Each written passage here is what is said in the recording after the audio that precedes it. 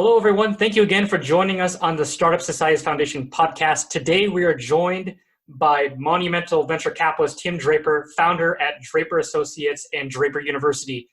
Tim, how are you doing today? Terrific. How are you, Joe? I'm doing fantastic. It's an honor to have you on the show. You do a tremendous amount of amazing things, but for the purposes of our show, the thing that interests me and my listeners the most is your focus on competitive governance and using distributed ledger technologies for e-governance. So I think a good point to start is, what is competitive governance in your view, and why is it important?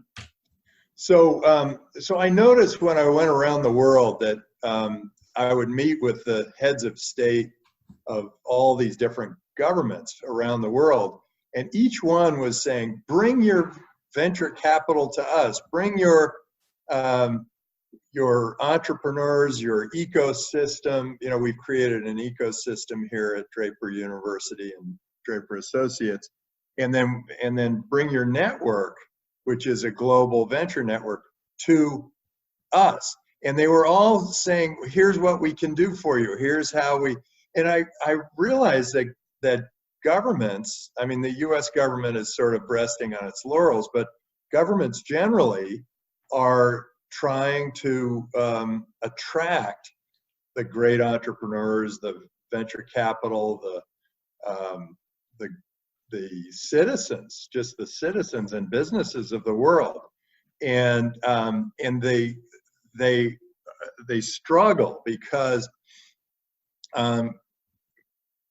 people in politics, people in government want to make sure that they control people so that people will continue to let them be in power.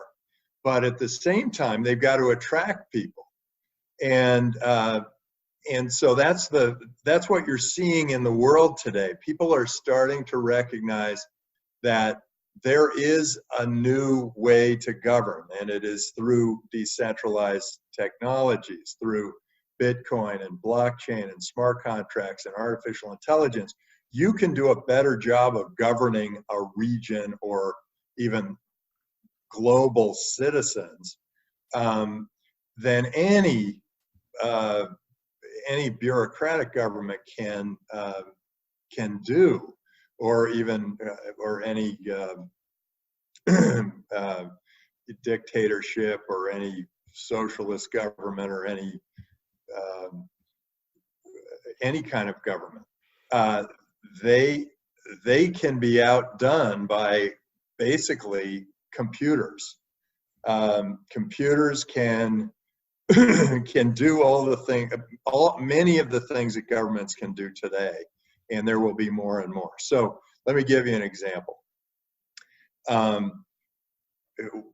We all know that Bitcoin's decentralized and it's a better currency than any fiat currency out there. It can be used across border. It's frictionless. You don't have to pay the vendor 2.5% to 4% every time you swipe your credit card.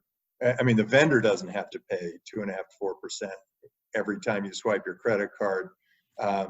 So you realize that you're paying the banks all this extra money, you're paying governments all this extra money, where you don't really need to with Bitcoin. So that opened up this decentralization of the world, and it was really the first of many blockchain applications that will be decentralized. Now there's a company that we've backed called Unstoppable Domains, and it is a decentralized free speech. You can create your own website, and you can say whatever it is you want to say. You can say free Tibet while you're in China, or you can say whatever, any kind of a freedom message or any kind of message of any kind. You can create a website that cannot be taken down because it's decentralized. So that decentralizes basic freedoms. There are, and I think there are going to be many, many other blockchain opportunities out there that are going to decentralize more and more of government. Well, now there's a smart contract, and the smart contract allows people to create a contract in the cloud. So it can be just done with no lawyers, no accountants, no nothing. And when you combine that with maybe a good actuary and some artificial intelligence, you can create an insurance company. And if you create an insurance company, a lot of what governments do is insurance. And if governments do a lot of insurance, they they have a lot of sloppy operations, Medicare, Medi-Cal, all medical insurance, all Social Security, all welfare systems, all of those things are insurance programs that can all be done better, more efficiently on the blockchain with smart contracts and artificial intelligence. That's absolutely true, but isn't there also sort of a paradox or a conflict between international digital governance and territorial governance? Because for a lot of these programs to work, there needs to be some sort of grounding in territorial governance for things like real estate transactions, et cetera. And in fact, one of your startups, OpenGov, it works particularly with governance, with established nation states and governments and local governments. How do you get buy-in from these, legacy governments in order to adopt some of these blockchain technologies and distributed technologies? Well, I think the greatest thing we have is that there are 200 different countries in the world, 220 or something, and each of them can provide, and all of the new ones, the ones that are doing it offshore or in space or whatever, they can all provide government services, and they will have to compete for us. And the first of those to compete was Estonia with its e-governance program, where they have something like 100,000 virtual residents of Estonia, and they only have a population of 1.4 million. So it's a significant number of people that they're also providing government services to that are outside of their geographic territory. That's just the beginning. Malaysia now has a virtual residency program, and Kazakhstan was talking about a virtual citizenship program. All of these countries are recognizing that there are sort of two forms of governance. One, virtual, that can manage all of these different insurance programs that can be done, the healthcare insurance and Social Security and pensions and all. That can all be managed very efficiently and effectively with artificial intelligence on the blockchain.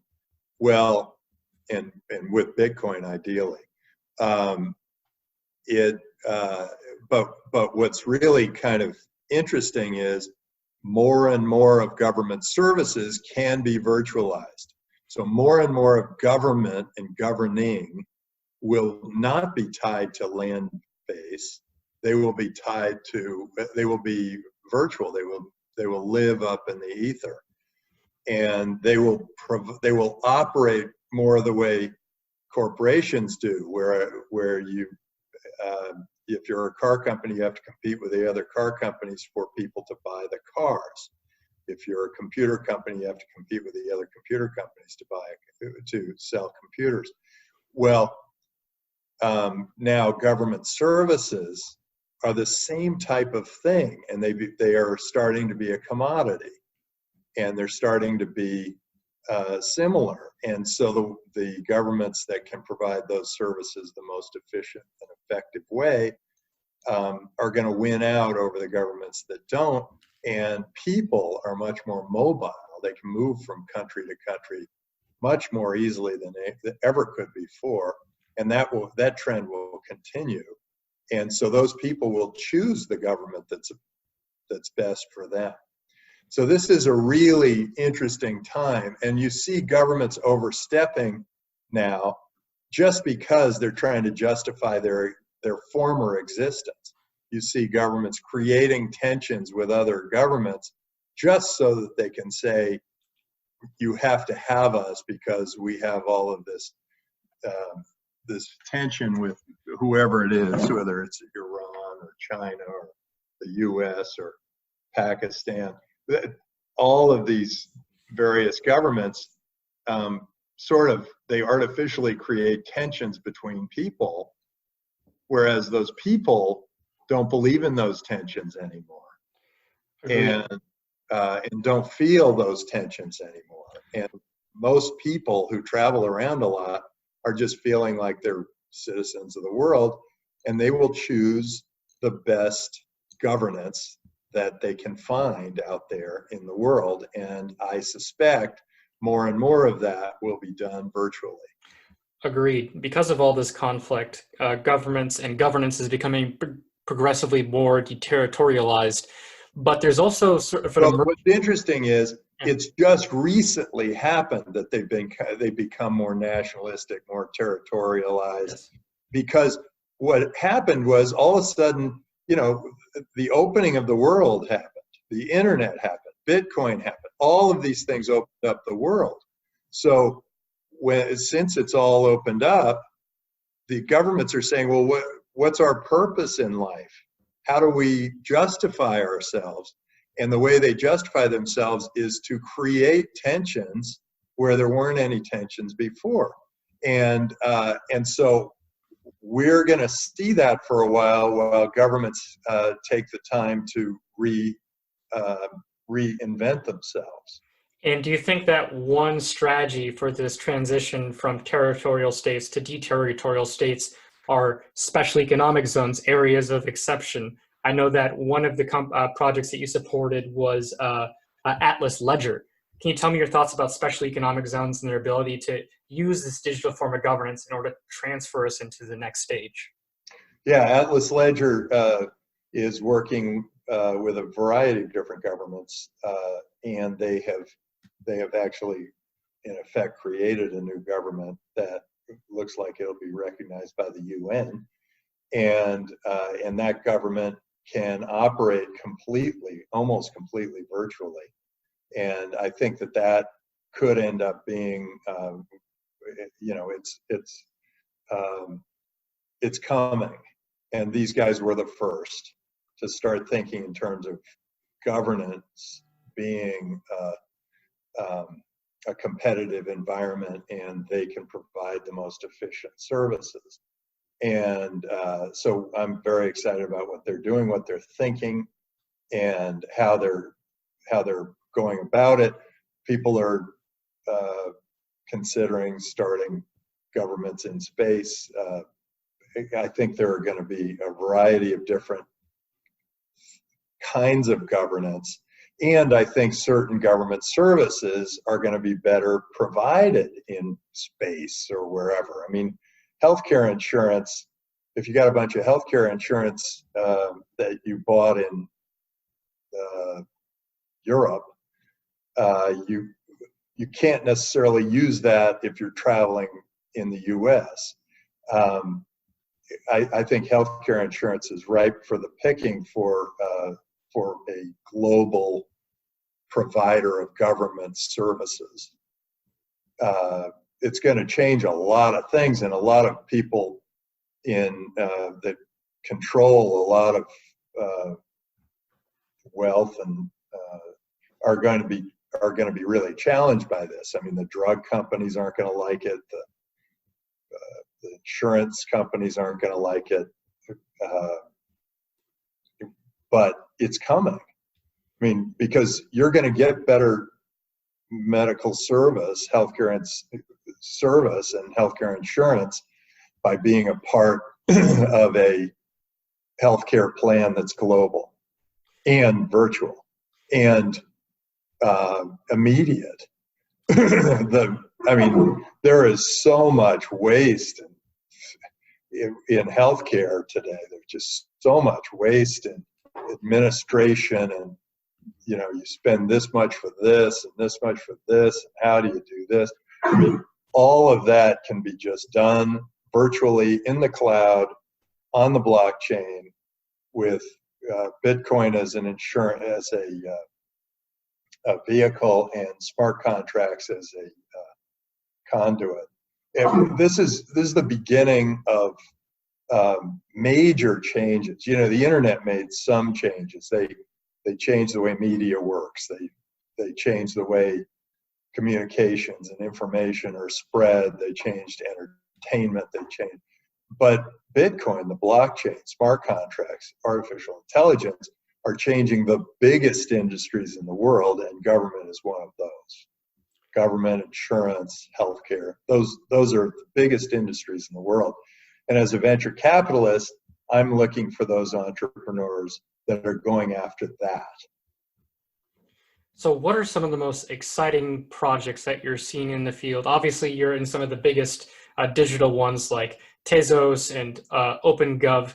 Have you been following projects with seasteading, ZA projects, or other e-governance projects that you think are noteworthy?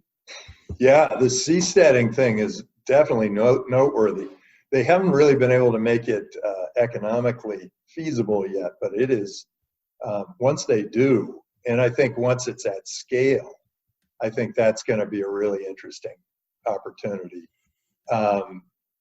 And I think I'm seeing a whole bunch of different things happening, and we did a government a GovTech conference, and we saw all sorts of creative ideas that came from that conference. We'll have to do that again.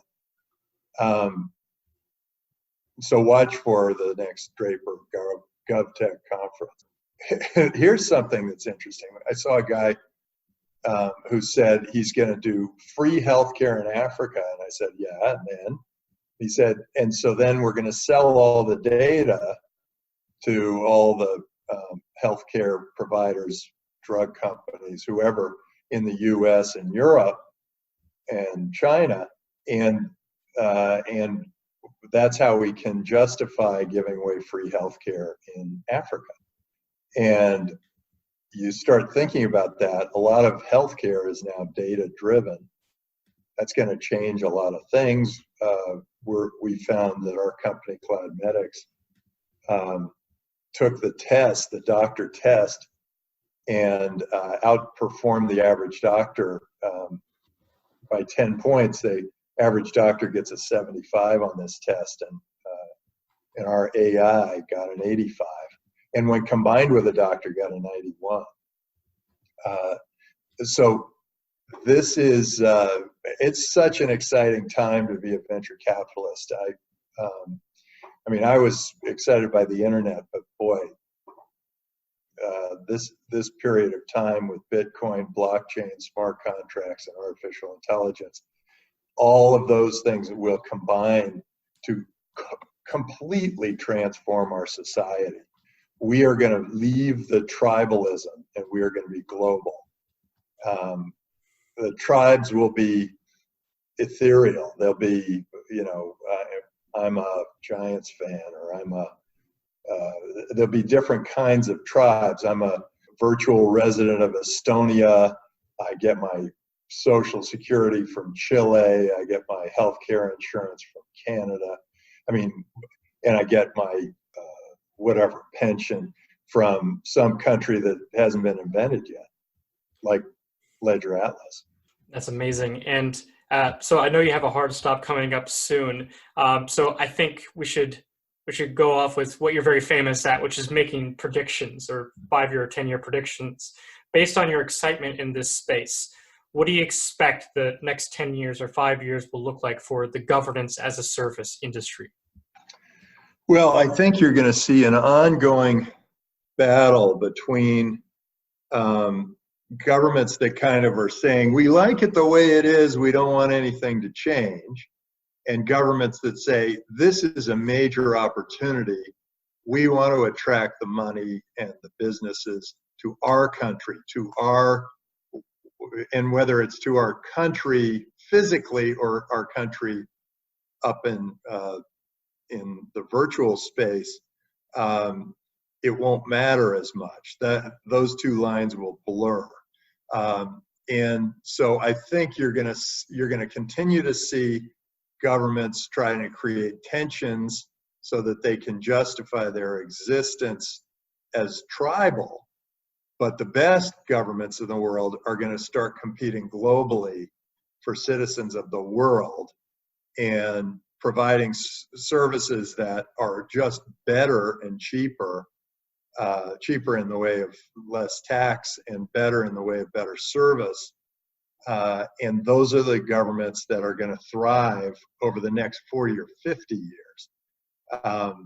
The next 5 or 10 years, there's going to be all sorts of turmoil because, and that actually plays into the hands of venture capitalists and entrepreneurs, because when there's that much change going on, entrepreneurs really do thrive. They provide guidance toward a new way of thinking, and we all need that. Perfect. Well, if your track record is any indication, then our listeners will do well to listen to what your projection was. Tim, thank you for joining us on the show. And everyone, thank you for joining the Startup Societies Foundation podcast. Terrific. Send me a link.